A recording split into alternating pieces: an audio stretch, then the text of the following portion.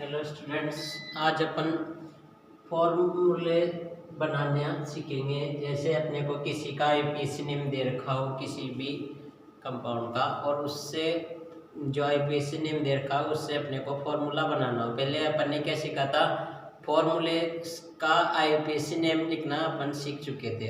Formula अपने को दे रखा है तो उसका आईपीसी नेम कैसे लिखा जाता है, ऑक्सीडेशन स्टेट कैसे निकाली जाती है, वो अपन पहले कर चुके हैं। तो आज अपन जो आईपीसी नेम दे रखा है उससे वापस अपने को क्या करना है, फॉर्मूला बनाना है, फॉर्मूला जनरेट करना है। तो कैसे करेंगे, यहाँ पर अपन पहले भी सीख चुके हैं कि सबसे पहले क्या आता है, अगर काउंटर आयन है तो काउंटर आयन आएगा, फिर अल्फाबेटिकली लिगेंड आते हैं, फिर मेटल आता है, मेटल की ऑक्सीडेशन स्टेट आती है, और ऑक्सीडेशन स्टेट के बाद अगर काउंटर आयन है तो वो कॉम्प्लेक्स के बाहर चला जाता है।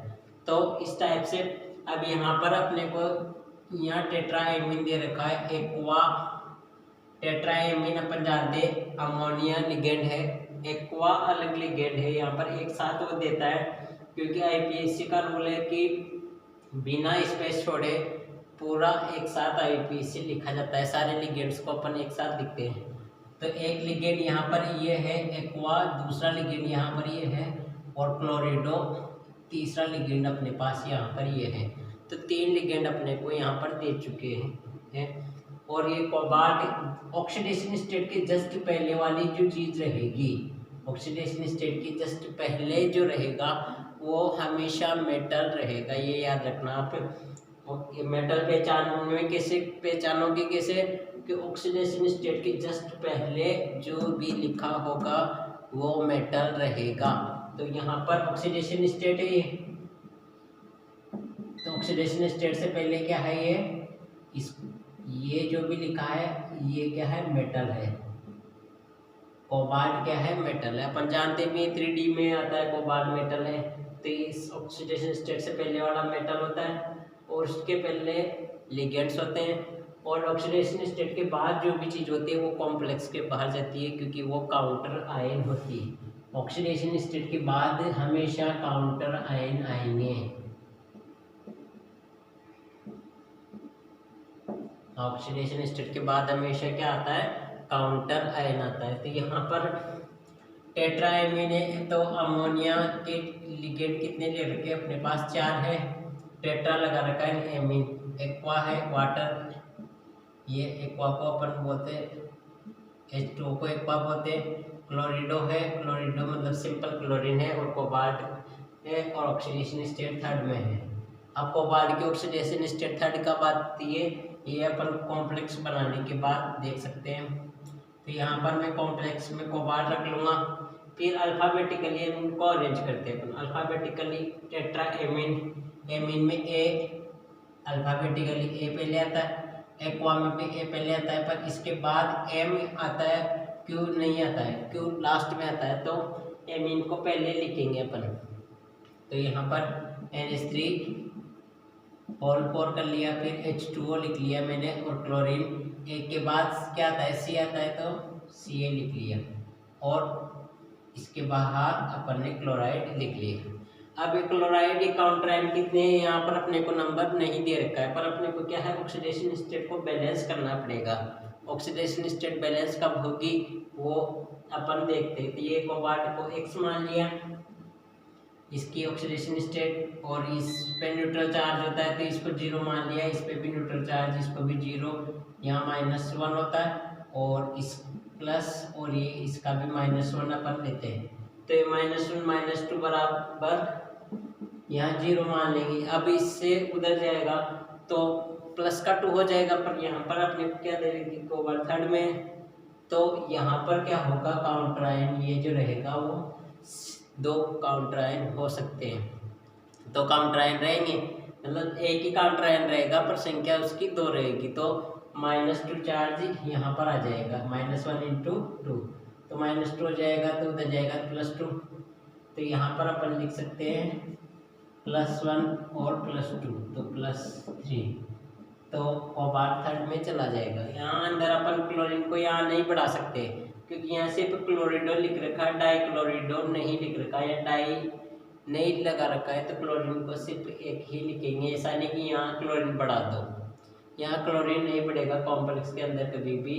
बाहर अपन बढ़ा सकते हैं, बाहर जब भी काउंटर आयन लिखा जाता है तो उसकी संख्या मेंशन नहीं करता है, संख्या नहीं देता है, एक हो, दो हो, चार हो, सिर्फ उसका नाम लिखता है। वो क्लोराइड हो, chloride, bromide, iodide, sulphate, nitride जो भी हो वो लिखेगा, उसका नंबर कभी भी नहीं बताता है बाहर काउंटर आयन का। तो यहाँ से अपन बैलेंस कर सकते हैं। तो इस जो कॉम्प्लेक्स बनेगा वो बनेगा कोबाल्ट NH3 H2O Cl और Cl2। ये इस टाइप से बन जाएगा। अब यहाँ मैं इसको मिटा देता हूँ। तो अपने पास क्या है कि इस टाइप से ये फॉर्मूला अपन ने बना लिया, फॉर्मूला बना लिया इस। अब यहाँ पर क्या है, ये पोटेशियम है, पोटेशियम सोडियम जब भी आ जाए तो ये क्या रहेंगे, काउंटर आयन रहेंगे। ये यहाँ क्या है, काउंटर आयन है ये। और टेट्रा क्या है, टेट्रा हाइड्रोक्सीडोन। हमेशा डाई ट्राई टेट्रा जो आ जाए तो वो लिगेंड नहीं रहेंगे। डाई कोई लिगेंड नहीं है, टेट्रा कोई लिगेंड नहीं है, उसके बाद जो भी नेम रहेगा वो लिगेंड है। तो उसकी संख्या ये आगे दी हुई होती है। तो OH को अपन हाइड्रोक्सीडो बोलते हैं और OH कितने हैं, 4 है यहाँ पर। और ऑक्सीडेशन स्टेट ये है सेकंड। ऑक्सीडेशन स्टेट से पहले वाला जो चीज़ रहेगा वो क्या रहेगा, मेटल रहेगा। तो यहाँ पर ये मेटल हो गई। अब अपने को क्या है, काउंटर आयन, पहले काउंटर आयन अगर है तो कॉम्प्लेक्स के पहले रखा जाता है, और बाद में काउंटर आयन है तो कॉम्प्लेक्स के बाद रखा जाता है। तो यहाँ पर अगर मैं कॉम्प्लेक्स बनाता हूँ इसका, ये मैंने कॉम्प्लेक्स बना लिया, जिंक रख लिया, OH को मैंने 4 रख दिया। अब पोटेशियम, काउंटर आयन पोटेशियम है तो पोटेशियम पहले है तो पहले रख दिया, जैसे यहाँ बाद में था तो बाद में रख दिया, बाद में था काउंटर आयन तो बाद में यहाँ बाद में था तो बाद में रख दिया, पहले है तो पहले पोटेशियम को ले लेते हैं अपन। अब यहाँ पर पोटेशियम काउंटर आयन है, ये अपने को कैसे पता चलेगा कि पोटेशियम काउंटर आयन है। बाद वाला तो अपन आसानी से कह सकते हैं, ऑक्सीडेशन स्टेट के बाद जो भी है वो काउंटर आयन होगा। पर यहाँ पर पहले आ जाता है तो अपने को ये कन्फ्यूज़न हो जाए कभी कि ये लिगेंड भी हो सकता है। तो इस कन्फ्यूज़न को चेक करने के लिए यहाँ पर जो भी मेटल दे रखा हो उस मेटल में 8 वर्ड अगर लगा रखा है, जैसे एल्यूमिनेट, जिंकेट, अर्जेंटेट या फेरेट, ऐसा अगर कुछ लगा रखा है तो 8 जब लगेगा, जब क्या होगा, आगे कोई ना कोई काउंटर आयन जरूर होगा उसमें।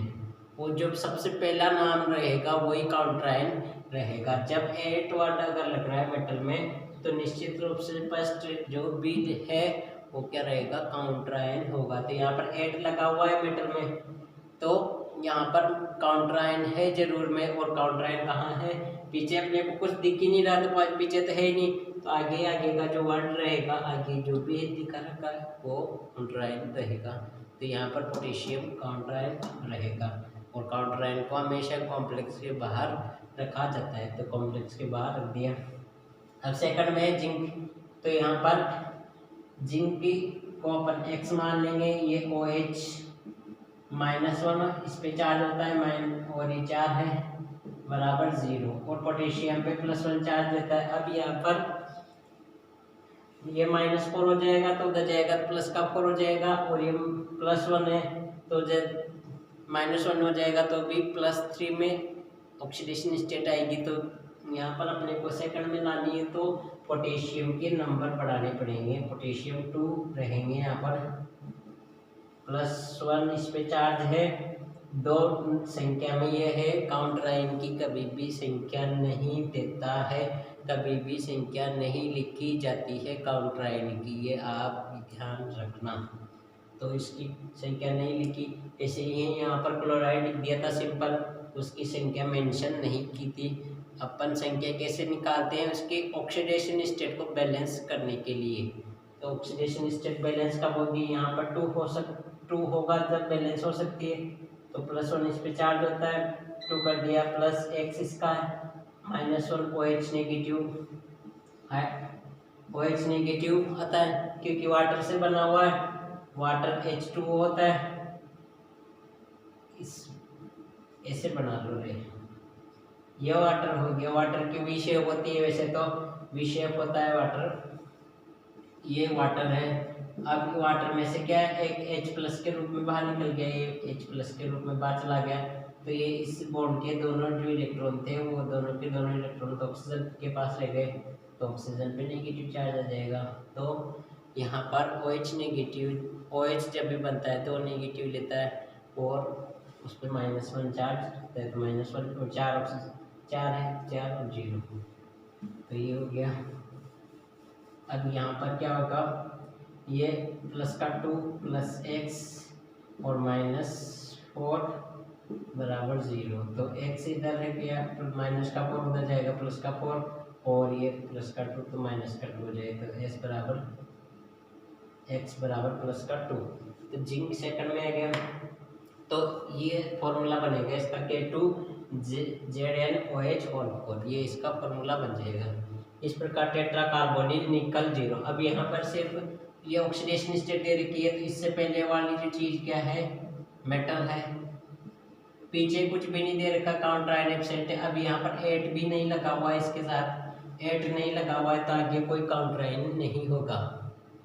अब जो भी है वो क्या है, यहाँ पर वो पूरा का पूरा क्या है, लिगेंड है, तो ये क्या है, लिगेंड है, और लिगेंड भी कैसा है, कार्बोनिल, टेट्रा, टेट्रा इनके नंबर होते हैं, तो CO को अपन बोलते हैं कार्बोनिल, और कार्बोनिल कितने हैं, 4, टेट्रा कार्बोनिल का निकल है, तो सारे के सारे कॉम्प्लेक्स में जाएंगे।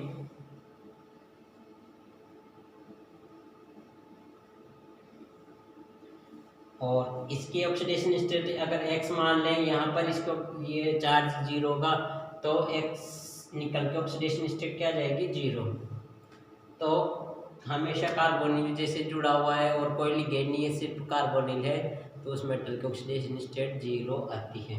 तो इस टाइप से अपन फॉर्मूले से मैं IUPAC नेम से फॉर्मूला बना सकते हैं। तो अपन ने दोनों चीज़ें सीख ली, ये बहुत ही इम्पोर्टेंट टॉपिक है, इससे क्वेश्चन बनता है कि या तो फॉर्मूला दे के IUPAC पूर्ण नेम लिखवा ले हो, या IUPAC नेम दे के फॉर्मूला लिखवा ले, तो दोनों में अपने को आना चाहिए, दोनों टाइप से।